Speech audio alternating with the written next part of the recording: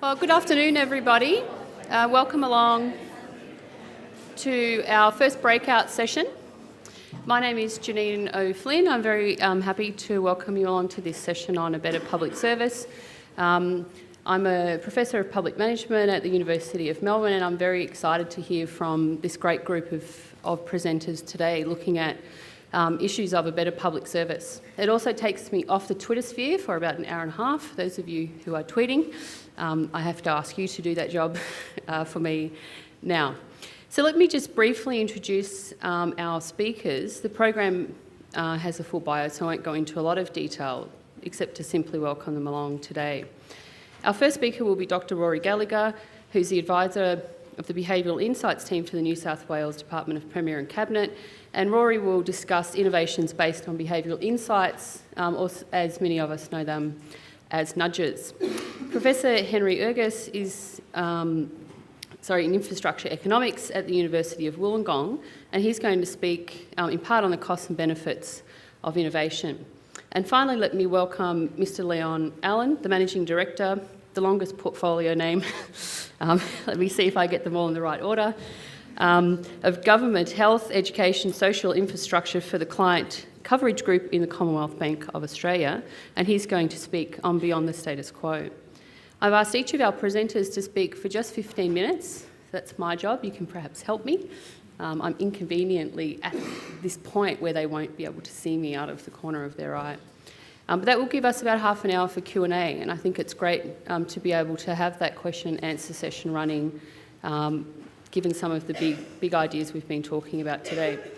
You can send me messages and questions through. They're going to push through to me on a tablet down here, and I'll try and do that when we come back to the Q&A. So firstly, let me please welcome Rory Gallagher.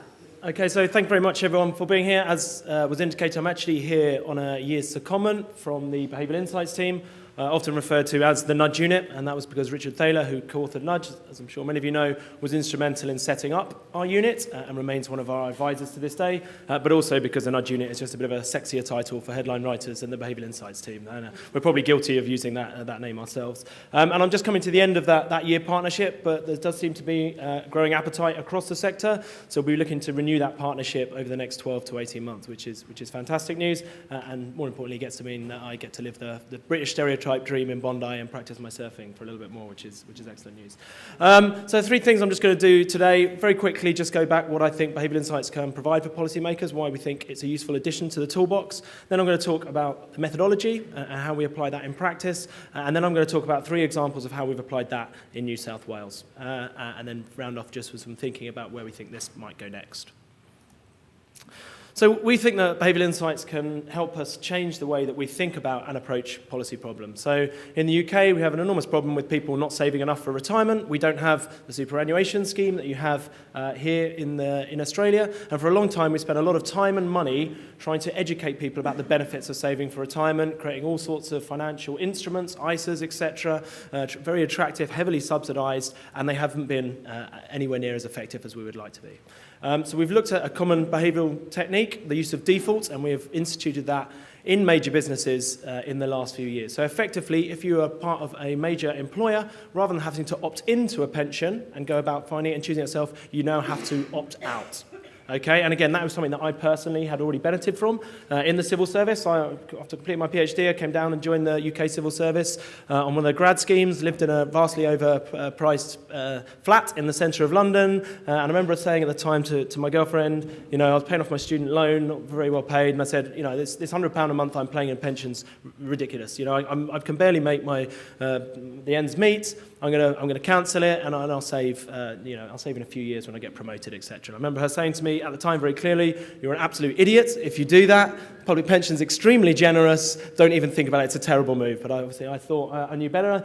Discounted the future, as we know many of us do, and luckily I was saved in this case by the default, and particularly by government bureaucracy. I went to the HR, and there was a mountain of forms that I had to fill out in order to opt out, and in this case I benefited from that.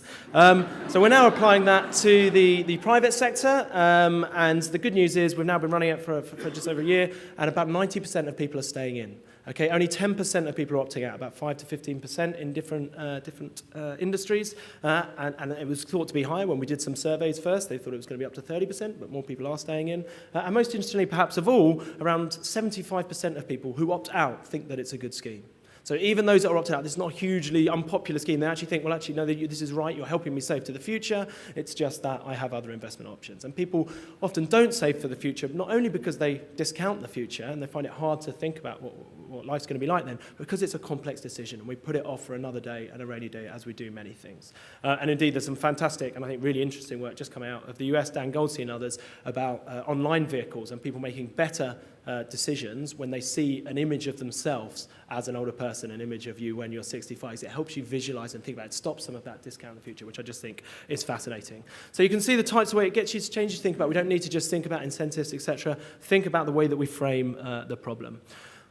Also, can be applicable in many other policy areas. Loft insulation, I know, relatively controversial issue here in Australia. We've got a similar problem in the UK in that more than a third of our housing stock has very poor loft insulation. We tried lots of things, the Green Deal, etc., heavily subsidised. Again, we acknowledge the fact that people needed to be incentivised and subsidised because they were discounting the future, the benefits would be gained over a series of years, but we got to the stage where it was extremely heavily subsidised. You would get your money back within a year, and the additional subsidies that we were providing were not driving demand, they were just costing government money. So we ran a trial, we had 3 arms. One of them, we sent them the usual sort of promotion. On one of them, we offered a group discount. So if 5 of you got together, you get 50% discount, 4, 40%, 3, 30%, etc. Because there are economies of scale for providers and coming around and doing this in an area. And in a third one, we offered a loft clearance service that you had to pay for yourself. So on top of this this subsidised loft insulation scheme, you paid another $100, $150 essentially for someone to come in and sort into this stuff you want to keep, this stuff you want to throw away, this stuff you want to give to charity. And what we found was that the group incentives had absolutely no impact. Okay, and again, we forgot a couple of things. Number one, that in the UK, people don't talk to their neighbours. And number two, if they do, they definitely don't talk about loft insulation unless you're extremely sad. And we didn't really follow one of our own rooms, which was, make it easy for people. If we'd had an online system where you could just log in very easily and they could, it probably would have worked, I think, but we didn't follow our own because we didn't have the operational capacity at that time. What did work, what tripled uptake was the loft clearance scheme. Okay, and that was done because we'd done a piece of research, we'd done a bit of field work, and we'd spoken to people and said, why won't you do it? Most people knew it was a good thing. They knew they'd get their money back. It was just that it was a hassle. Their lofts were full of all their own rubbish, their Christmas decorations, their kids' stuff that's moved out. And actually, they were prepared to pay for someone to come round and clean it out. It's just they needed that help to get over that barrier. And there's lots of stuff that we do which is about assisting people to get over those little barriers and removing the frictions. And again, that was in partnership with the private sector, and government doesn't always need to have the answers. Sometimes it just needs to enable innovation. This is just, I think, a beautiful encapsulation of a product that takes these behavioural principles to heart. We know there's a lot of problems with people taking their medicines on home with adherence. Some studies suggesting about 50% adherence is as low as 50%, even when they're life-saving medicines. It's just that we forget, we lead busy lives, etc.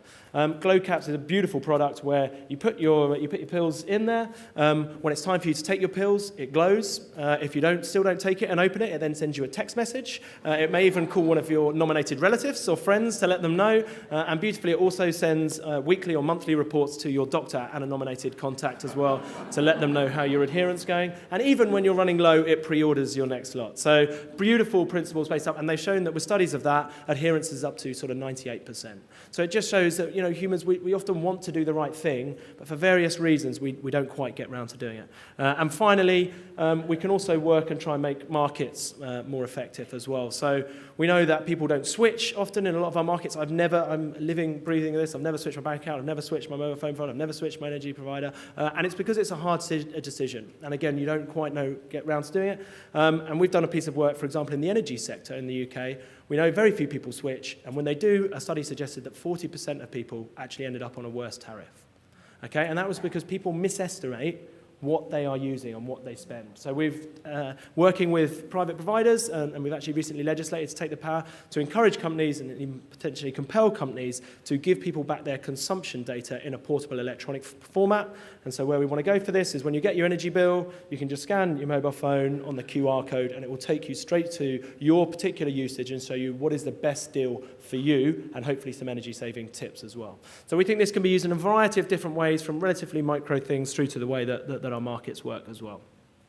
And we feel that this is an important addition to the toolbox, but works alongside some of those central tools. So essentially our three main tools in government: regulation, incentives, and information. If you want someone not to do something, you ban it, you tax it, you tell them not to do it.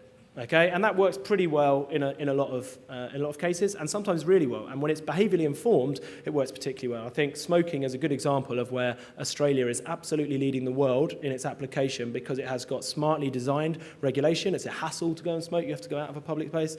You've taxed it almost to the point of equity issues if you do continue to smoke, but also some great information campaigns about some of the dangers of it. You've got your plain packaging, your quite graphic images, as well as information about if you give up now, your lungs will be better in. And even great now, you see some of the quit apps, etc., where I know some of the charities here have got where you can basically press a bit of a panic button on your mobile phone when you want a cigarette, and it'll be the voice of your daughter or someone saying, "Daddy, please don't smoke," which again, government could never do, a bit creepy, but if it's enabling someone to give themselves that sort of salient reminders, then that's great. And again, just to be really clear, we see behavioural insights as sitting alongside those key levers. Early on, we were seen and pitched in the media as an alternative, because a nudge, narrowly defined, doesn't involve coercion or a significant change to the economic incentive. So we were very much pitched as this is an alternative too. Now, if all we ever did was stuff that didn't involve regulation or incentives in any way, and particularly information, you'd be left with a very, very small range of things that you can do. So we believe behavioural insights can allow us to use these tools more smartly, but it also gives us some new tools as well, which hopefully I'll talk about. And I just wanted to highlight, this isn't some UK thing. In fact, the first public mention that I can see of behavioural insights was from the Australian Public Services Commission back in 2009, which said it can help us to analyse problems better and achieve better, more effective programmes. It was just that in the UK, we took the decision that in order to really embed this across government, we needed it to systematically apply it, root it at the heart of government. So we had a unit attached to number 10 in the Cabinet Office, and we robustly and systematically applied this across the public policy space, which is how I got the good fortune to come out here and see if we could also try that in New South Wales. I think our approach and methodology, how you actually apply this in practice, is worth reflecting on briefly. It's not, as that graph probably suggests, a sort of linear process. It is an iterative process, but we do spend a long time trying to define and understand the problem and try and challenge some existing preconceptions of what the actual problem is. And then we partly do that through diagnosis, through deep ethnographic fieldwork, going out and trying to understand the context, the end users, the customer, the frontline staff. Now, that will vary in intensity. Piece of work I'll talk about with the hospital. We spent quite a long time out there talking to nurses, talking to doctors, talking to staff. In others, it can be a much lighter touch piece. But the important part is you go out there and you understand the details of how this is being applied in practice.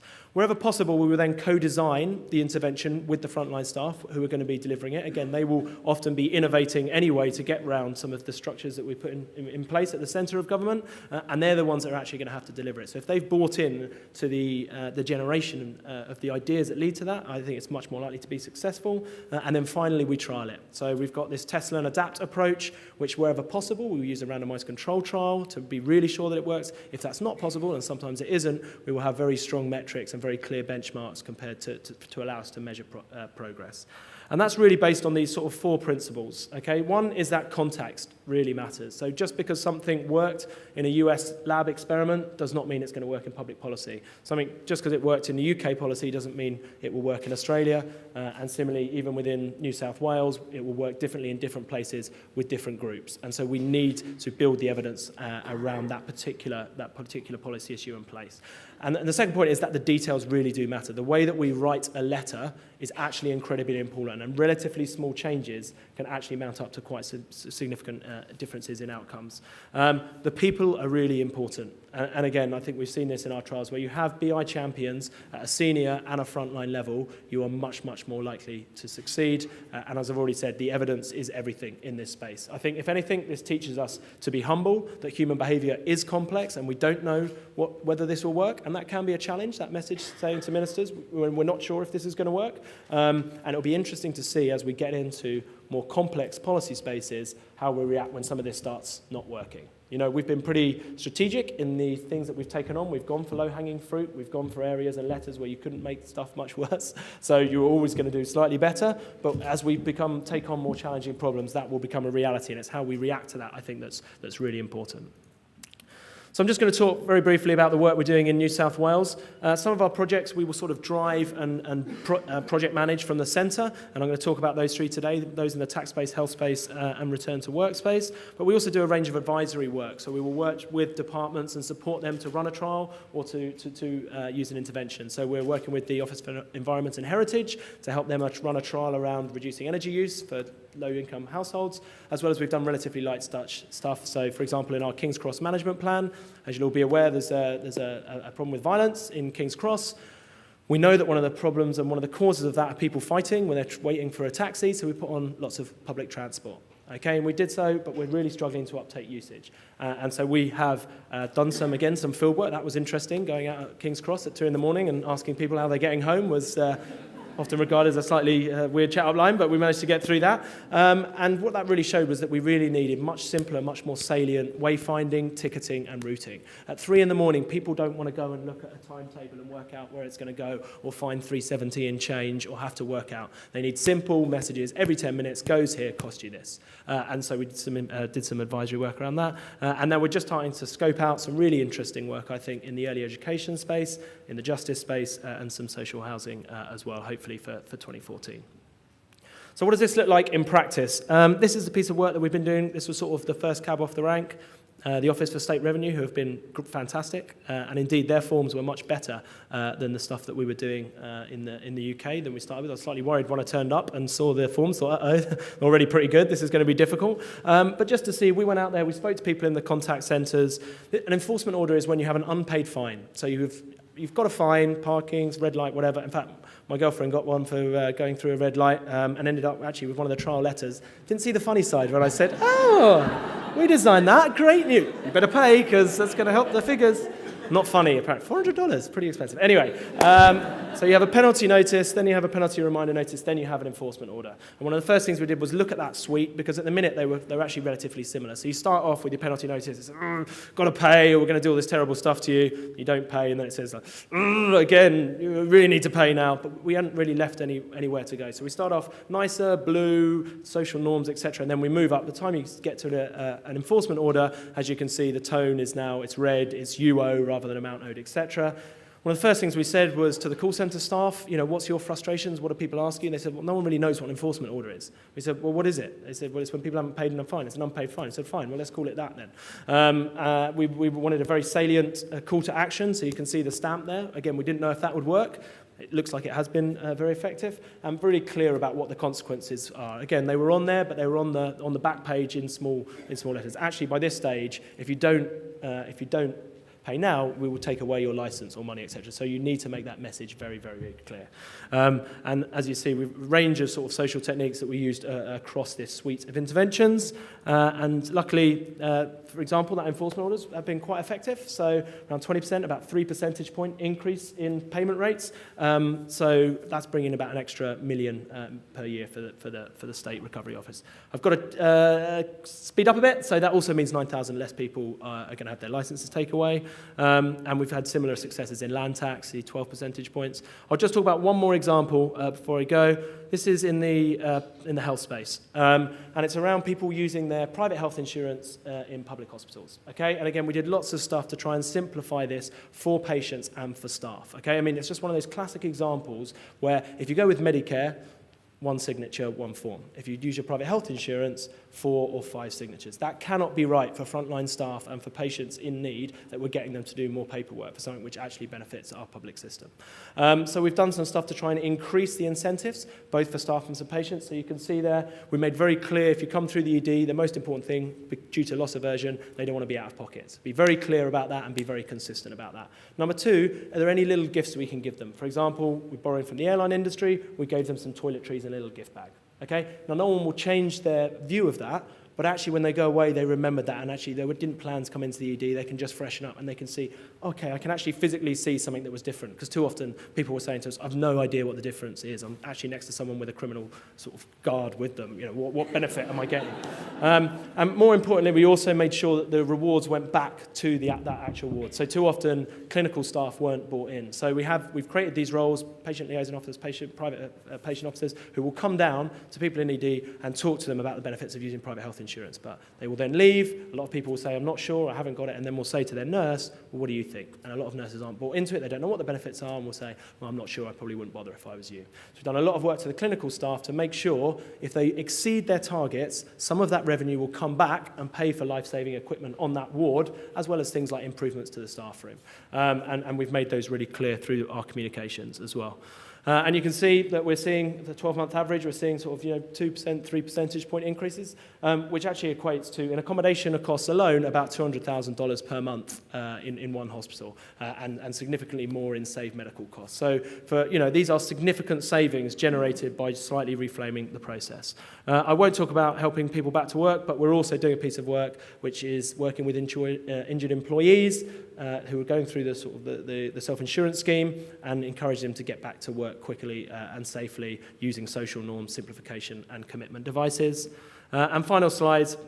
I believe that there is growing interest and appetite now for this across New South Wales, but also across Australia. I gave a talk actually yesterday with the APSC, and there was 260 people in the audience. There is real demand for this, and indeed I've had conversations yesterday and today with DHS and ATO who are doing some fantastic work in this space. Really, really good stuff. It really feels like the momentum is building, but clearly this is not a silver bullet. This is another tool and needs to be used carefully and sensibly and properly evaluated. Otherwise it will become just another fad that passes. As I've mentioned, experimentation is really, really important, but the way that we frame that and get buy-in from ministers and from the public is really important, and that's why we use this notion of test, learn, adapt and business improvement rather than talking about experimentation all the time, which can feel more scary. I think we are still we're relatively early days of this across government. We're still sort of scratching the surface. We're doing a lot of stuff still in the comm space because that's the easiest. Send, change a letter, and you can see the rewards, easy to measure.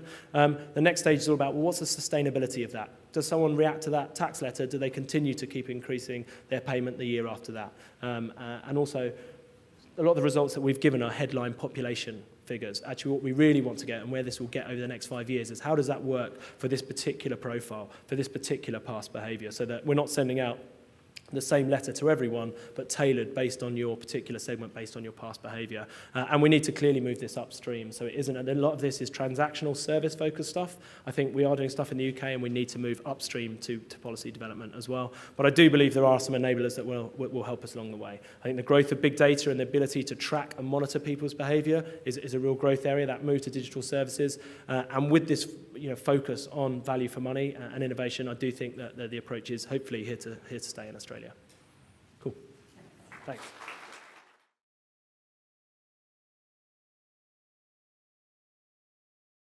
Well, thank you very much, and thank you to the Institute for inviting me here today.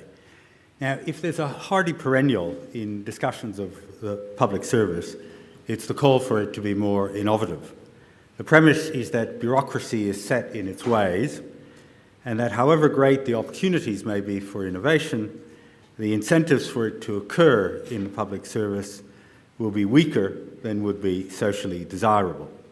I want to question that premise by drawing on economic analysis of innovation in the private sector, and then draw out some of the implications for the public sector.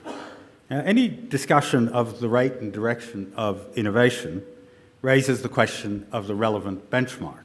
So how would you know if there was enough or not enough or too much innovation? And economists frequently refer to the concept of dynamic efficiency. And while that concept is interpreted somewhat differently in different contexts, it broadly refers to a comparison between an actual rate and direction of change and the rate and direction of change that maximizes social welfare in an efficiency sense. For instance, in macroeconomic growth theory, if the economy is consistently investing more than it is earning in profits, that economy is said to be dynamically inefficient. The rate of investment is too high, and the result will be that the economy will reach a steady state in which there is unambiguously too much capital. The capital stock is too large. Indeed, under those circumstances, society would be better off if the current generation devoured a share of the capital stock. Equally, at a microeconomic level, in terms of analysing individual behaviour by firms in markets, at a microeconomic level, markets may yield a rate and direction of innovation that deviates from that which would maximise efficiency. Now, commonly, the concern, and this is what you would find in a typical first-year textbook, is about situations in which the rate of innovation, i.e. the rate at which technological opportunities are generated and exploited in the economy, is lower than would be ideally desirable. That typically arises because innovation gives rise to benefits that are not captured by the innovator, so that innovations that would be socially worthwhile are not privately profitable. In other words, there are positive externalities from innovation which drive a wedge between private and social rates of return at the margin and can depress investment in and hence the rate of innovation relative to first best outcomes. But it would be a mistake to stop at the first-year textbook and think that departures from optimality go in one direction only. Rather, it is possible, and this is what you learn in the introductory graduate school textbook, for the private sector rate of innovation to be too high. The simplest case is that in which the potential social gains from an innovation are dissipated in the race to secure them.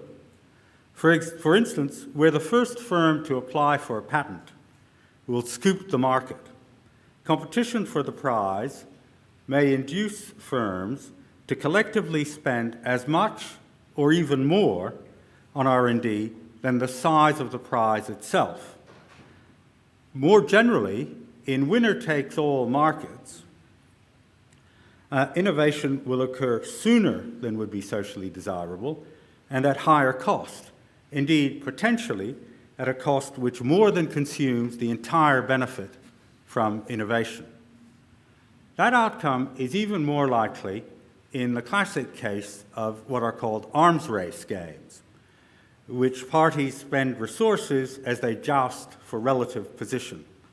In the extreme form of these games, the classical arms race, all that matters are the parties' relative capabilities, whether my guns are bigger than yours. Doubling those capabilities in absolute terms, but leaving the relative positions of the parties unchanged, yields no gains to the parties themselves or to anyone else, while incurring costs. The competition unleashed by the attempt to best each other will then generally be carried far beyond the level of capability that is in any sense efficient.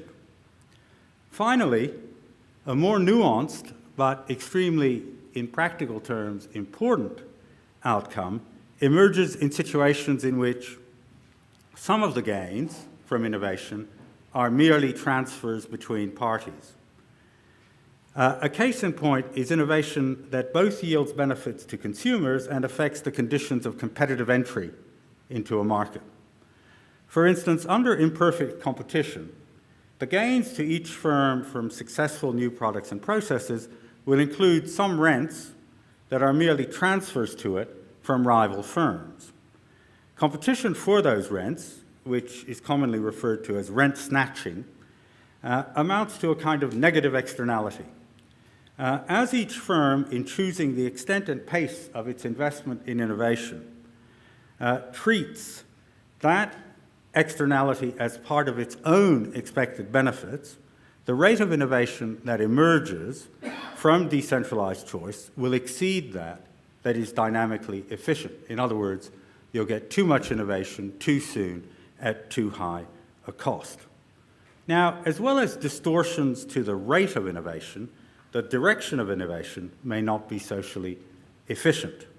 For instance, new product choices may be biased relative to those which would maximize net social gains. A case in point emerges when the potential consumers of a new product are not identical. So say they differ in their preferences for quality, with some having a greater willingness to pay for quality than others. Ideally, the level of quality that would be chosen in innovating, i.e. in developing a new product, would be chosen in such a way as to take account of all preferences, or to put it slightly more technically for those who've done an introductory economics course, would be chosen in view of the entire demand curve. Okay? But the consumers who will have the greatest weight are those which each firm views as marginal, i.e. those whose demand is most markedly up for grabs. If their preferences differ systematically from those of infra-marginal consumers, then it is those preferences that will shape product quality decisions. The level of quality chosen may then be above or below that which will yield the greatest net benefit for consumers as a whole. This is a phenomenon usually referred to as a Spence distortion, after Michael Spence, the Nobel laureate economist who identified it in a pioneering paper on quality choice. For instance, airlines may view the marginal consumer as having a preference for quality which is below that of consumers on average, because the consumer at the margin, the one who's most footloose, is the one who is most price sensitive and most price elastic. If there are fixed costs to differentiating quality levels, which limits the number of levels of quality that you can offer, then the outcome will be to force consumers onto a lower quality product than on average they would be willing to pay for. Indeed, if airlines can price discriminate, in other words, can charge different prices to different consumers, say by offering both business and economy travel, the result may be much, much worse for the median economy consumer than it would otherwise be, because each airline will reduce its quality of travel in economy, both because the marginal consumer places a lower value on quality than the average consumer, and so as to deter those consumers who would be willing to pay the business fare from downgrading to economy. And so the result, which is called Ray's theorem, is that the people who are in the middle get absolutely done as they end up sitting on very small seats and eating what is loosely described as food. Okay? Finally, all of these issues can be aggravated by features of the decision-making situation. In the examples above, I assumed firms were choosing the rate of innovation on the basis of profit maximization. But principal-agent problems arise in the process of corporate control as the interests of the firm's owners may deviate from those of its management. For instance, preserving a degree of monopoly may have greater value to managers than to owners if managers obtain a larger rent at the margin from market power, say through a quiet life, than owners do. To that extent, managers may choose a higher level of investment in entry-deterring innovation than would owners. Equally, innovation may be a consumption good for managers, i.e. a good that yields utility in its own right, as well as having some greater or lesser benefit to the firm. If the firm's owners have to tolerate some consumption on the job, it may be efficient to provide that consumption in the form of gleaming labs and exciting technical innovation projects, resulting in more investment in those labs and projects than both owners and managers would choose in a world where monitoring performance was costly.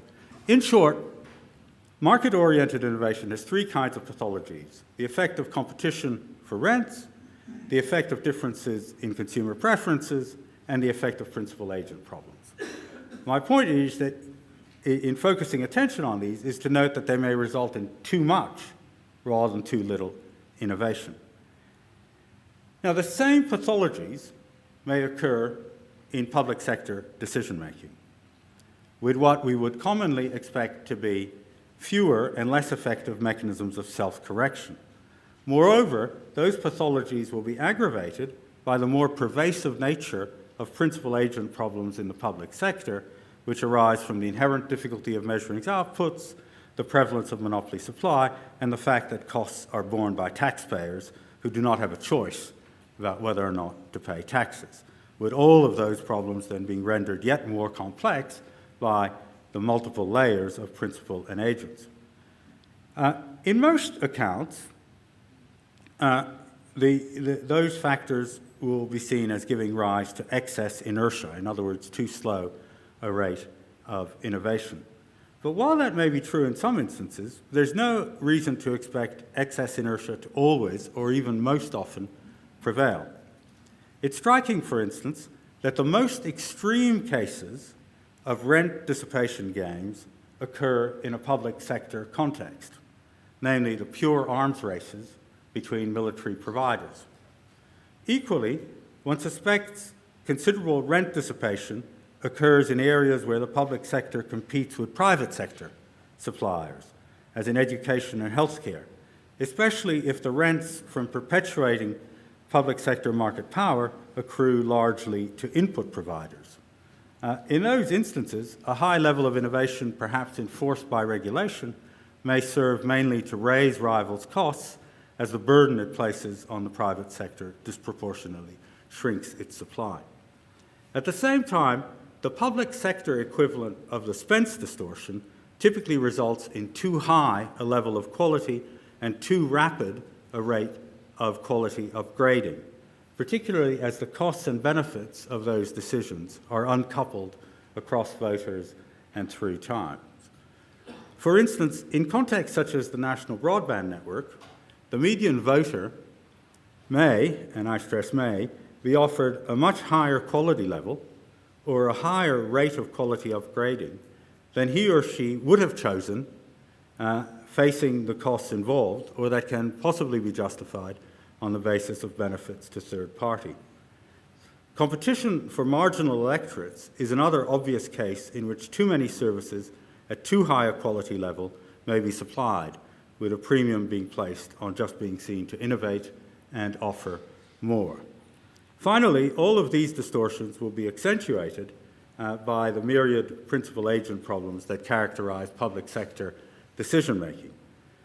To begin with, it's highly likely that the very educated people attracted to the contemporary public service derive substantial utility from innovating. They would rather be doing interesting things than dull old things. Their on-the-job consumption may therefore have a significant component of excess innovation, perhaps even of change for its own sake. Of course, some indulgence for endless rearranging of the public service deck chairs may be the price we pay to attract talented people into public service. But again, it suggests a prudent attitude to calls for ever more innovation. To make the need for prudence all the more pronounced, individual public servants may gain a great deal in career terms from working on complex, innovative projects, even if those projects have a higher than usual rate of failure.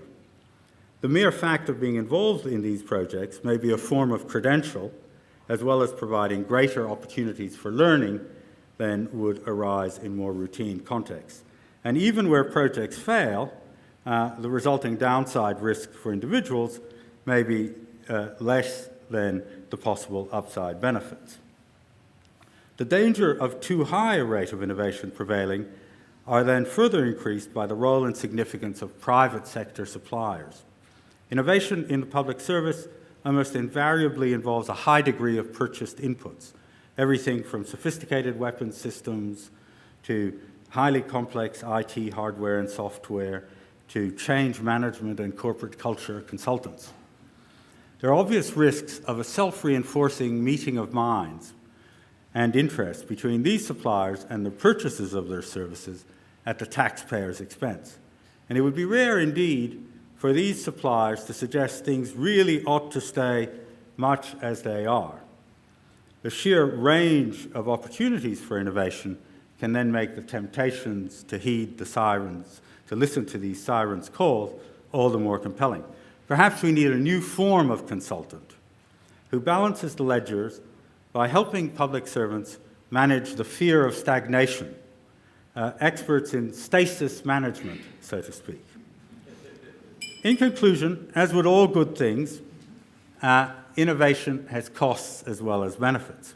It's by no means clear that in considering the issue of innovation in public service, we have properly worked through the form that each of the pathologies I've set out above, from really the economics literature of rent snatching, incorrect quality choice, and principal agent problems that can make innovation a personal consumption and investment good, the forms they take in our public service and designed appropriate safeguards. Far from being stick in the muds, stick in the mud fuddy-duddies, it may be that all of you are innovating more than we need with taxpayers picking up the tab. Finding the balance between too little and too much is an exercise that calls, dare I say it, for some considerable innovation. Thank you. All right, thank you. I think I represent those rent-seeking, self-serving, self-reinforcing private supplier, of which we're proud to be associated with this event. And I congratulate IPA on putting together such a wonderful program over the 2 days and to all the effort that's gone into organising it. And I hope our participation underlines a little bit of our more than interest and engagement in the sector, and based on the team that itself is not just made up of people with commercial banking background experience, but like myself and Jason Duarte, who's here today, people that actually have worked in government and hope to bring both perspectives to the table. We, as a result, are a bit passionate about it, and I excuse the big long title that you see there, but what that represents is the government value chain. And my client base, and I look after relationships that sit within the government space, both federally, state and some larger local councils, notably Brisbane, Gold Coast, Auckland, and we expect Wellington in not too distant future. But health, given the huge expenditures go from government into the health sector. So private providers of health services into the public sector sit within my domain, so many of the names that you're familiar with, and I'm very familiar with what Rory has spoken to today in relation to the understanding and behaviours of people in public hospitals that are getting private services, as well as people that take out private health insurance and use private health services themselves. It's very much understanding the behaviour as it interacts with policy, and it's quite interesting to observe. I've mentioned Jason Duarte and Emmanuel Alfieres you'll see around today. So I wanted to highlight not just our capability as a bank and as a provider into government, be it payments technology, financing models or risk management. I also wanted to highlight our own experiences when it comes to reform and dealing with innovation. And of course the insights and benefits that we get from working across the country and New Zealand when it comes to what governments are currently doing. And hopefully we can provide a little bit of an insight what's happening broadly, but also to give you a little bit of insight as to what we've gone through as an organisation when it comes to our reform efforts and our focus on innovation, which has been a big part of what we're about as an organisation. And in that, I want to provide some insights on and observations on leadership, on capability development, and on culture and culture change. So, in the interests of time, I decided to truncate the speech a little, which is always a risk. So I've decided to go to the very last slide. That was my last slide, so I apologise if there's still an online presence here or if people have got these slides later on. But I wanted to highlight these three areas as being central to innovation. And I guess in the first instance, contextualise, if I could use the word of the day, that Christopher Pollett spoke about this morning, a bit about these three areas and what I think they're important about when it comes to innovation. And I think that it's been nicely articulated this morning by Ian Watt in terms of the fiscal challenge. And it's self-evident, I know, and it is in some respects creating that crisis that's going to generate reform activity. But the world is awash with debt. And you can't have the biggest financial event in 80 years and not have some repercussions. And globally, we've seen the US trying to inflate asset values and through the wealth creation process generate growth. But there's a huge amount of debt. And I think the KPMG report that talks about global megatrends draws it out very succinctly. And that will create in itself an own dynamic. At home, we can talk about the relevant size of Australian debt to global levels, but we can also talk about its relevant change over time. And then we can talk about it as a political priority. And I think that domestically, less so at the federal level, more at the state government level, I call it the rating game, where it's a retain or regain situation.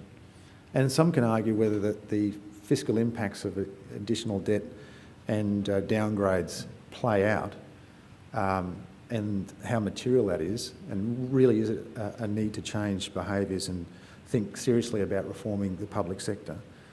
Not that it hasn't been thought seriously about before. But the whole issue of retaining or regaining rating is driving behaviours at the political level and will drive activities at the bureaucratic level. And we've heard Ian Watt talk today about the decade fiscal challenge that we're going to be facing. So my interpretation of that is that there is no doubt the priority about leveraging what we have to spend more effectively and the need to think innovatively about that. And I'd also couple that with the need to leverage the spend of others more effectively. So to the point of partnership, if others have made investments that can be leveraged, let's take advantage of that. Let's not, let's avoid the cost of of investing and building our own capacity when we can buy it. And I think about governments these days, they are not interested in owning anything other than an outcome. They don't really want to own a workforce. I don't think even the most archetypal conservative leader really enjoys making heavy cuts into the public sector. They may have a fiscal imperative that the outcome results in that. But I think they're more interested in owning outcomes. They don't want to own workforces. They do not want to own assets where they don't think that there's a need to do so. And to the issue of costs that were discussed this morning as well, we need to look at the extent to which the cost of actually making those quite dramatic cuts and adding that in. No wonder there's no efficiencies seen in, as a result of what's happened in Thatcher's England, because the experience, and McKinsey studies will tell you this, is that over time those dramatic cuts get replaced if people try and build capability back in. You need to come up with more sustainable ways of managing your costs. And of course, outsourcing, where someone else owns that and carries that cost, is very attractive to governments because they don't have to own a workforce. They can actually modulate how much they consume of a particular service. So there is no doubt that we'll see a renewed focus on outsourcing. There's nothing new about that. But I think the context is that governments are no doubt looking for that as a lever to pull when it comes to leveraging the minimal amount of spend they've got, because governments still want to support growth. And they are very focused on that, and they are thinking quite laterally about how they recycle assets and how they manage their purchase of services. So, and I agree with Chris Eccles that partnership shouldn't be sort of some shallow statement of outsourcing. I forget the exact words he used, but these need to be genuine partnerships where there's co-investment. And I think there needs to be an understanding of the context to which partnerships can be developed in the public sector, particularly when it comes to managing issues around probity and the purchasing of services and demonstrating value for money. And I think the question of selecting the right partner is very important when it comes to developing new approaches to delivery of public services, and if I can encapsulate that within the broader term of innovation. So I think that there's certainly a question of how we efficiently partner with consortia to deliver public services going forward. The partnership aspect is very important for when it comes to filling capability gaps and the avoidance of unnecessary expenditure. And from the bank's perspective, to all the issues that Rory spoke about, changes within public services, behind that is often a financial system that's collecting information, facilitating payments, both in and out. And we'd like to see ourselves as providing that financial backbone to a whole lot of reform that's going to take place within public services, regardless of who's actually providing those. And we obviously can assist when it comes to the identification of risks and managing those risks when it comes to redesign of public services. We ourselves, when it comes to responding to our demands, which include the Reserve Bank articulating policies around real-time banking and investment in banking services, have made significant investments in that space and certainly want to talk to that. But in terms of, again, partnering, it's about, yes, to Henry's point, there is a relativity of innovation and people, to use his terms, potentially buying into too much innovation, but the extent to which you're leveraging someone else's investment, I think you can avoid some of that cost. So partnership's certainly one of it. Customer focus is certainly another. And 6 years ago, the Commonwealth Bank, and this is in the retail space, I work in sort of institutional banking and markets and all bank segment, so I look after government and large corporates. But in the retail bank, we were the worst performing financial institution amongst the big four for customer service. Fingers crossed, but over the last 9 to 10 months, we've been number one. And that's, the Roy Morgan research poll. And I look to, and this is some of the comment I want to make about observations about organisational change and investment in capability. 6 years ago, they got a new CEO at the Commonwealth Bank, Ralph Norris, who said, fantastic balance sheet. What a fantastic balance sheet. Customer service, hopeless. And we knew that if you get that customer service right, you'll get the growth prospect right. And I think when it comes to reform in the public sector, the focus on the client, the citizen, the customer, whoever and however you define, is very much at the centre of where I think customer service and innovation, where innovation should be in the public service. And it was a genuine goal. It was shared by the whole organisation from the CEO down.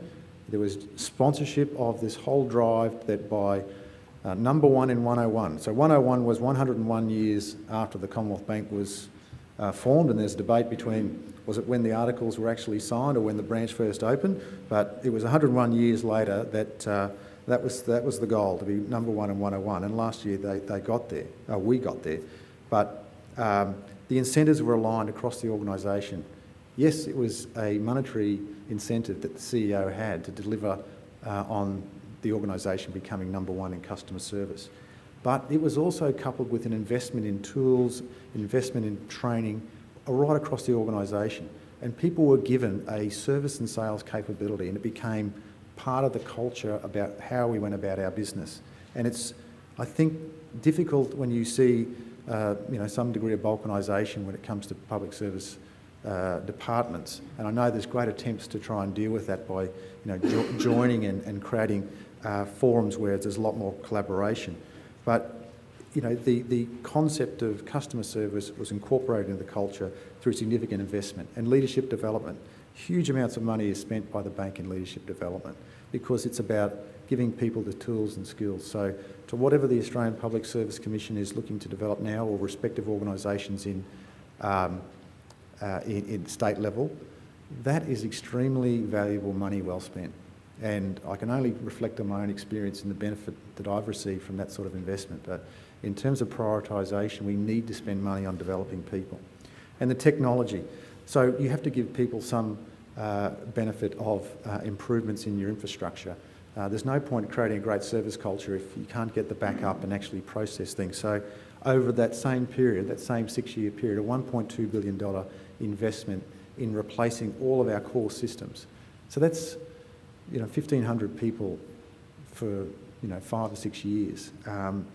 And that saw over the last year all the systems of the Commonwealth Bank and the migration of 14 million accounts.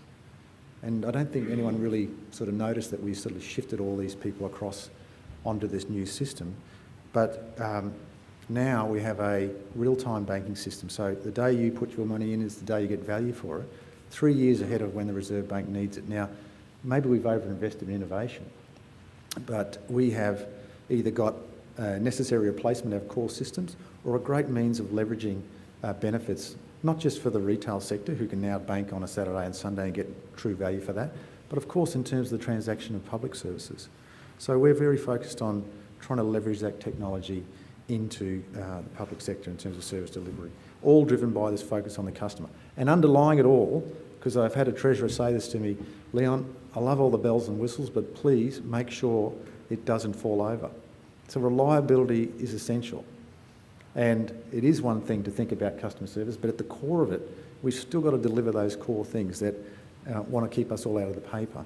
So yes, 99.8% availability of our service at any one time. And now the real phase is shifting out of that focus on infrastructure and into customer service and applications, and a lot of focus on these essential aspects. I'll just skip ahead. The customer experience. What do customers want? Those four elements, I think, encapsulate what we regard as the essential elements of what customers are focused on. And we can leverage technology to do that. The banks won awards for innovation. Last year, it was the second most innovative company in the country, as rated by BRW. And you're all saying, who is number one? Well, it was a small education provider, education startup. And there was also another IT startup in the list. But for a large organisation, that's a great compliment. We have invested now in the whole customer experience, improving it. Why? If things are convenient, people are more likely to pay. And what's to stop someone who's driving along, this is a very Queensland example, and they're going for a drive with the family and they want to go and drive along the beach and they haven't got a permit. They should be able to just use their phone to scan the quicker code, make the payment, have that payment registered on their phone, and that there is, if need be, a ranger who can check that and say, yes, they're registered to pay. And suddenly, be it camping fees, be it the payment of outstanding fines, the convenience means that you're collecting more money more readily, and you're getting recognition for that value sooner. So there's a great positive externality from that. And you're making it simple for people. And police, they don't need to go and take a particular person back to the station to process a payment that should have been due in terms of an overdue fine. They should be able to do it there and there in the vehicle. And that's all about freeing up and creating capacity, and innovation is about creating capacity. So I think, just to reinforce a lot of the points that Rory's made, there's a great capability that sits out there that comes in behind our observations of behaviour that actually creates a lot of benefit. I'll just skip that one. To bridge into the comment around analytics and big data, we have actually put together a whole team that analyses data, and we're finding of great interest around the public sector when it comes to the design and delivery of programs. So in any one day, 45% of transactions, or just under that, are touched by the Commonwealth Bank. So that's receiving and paying away. 45%. In the week before Christmas last year, we processed in 1 week 52.5 million payments.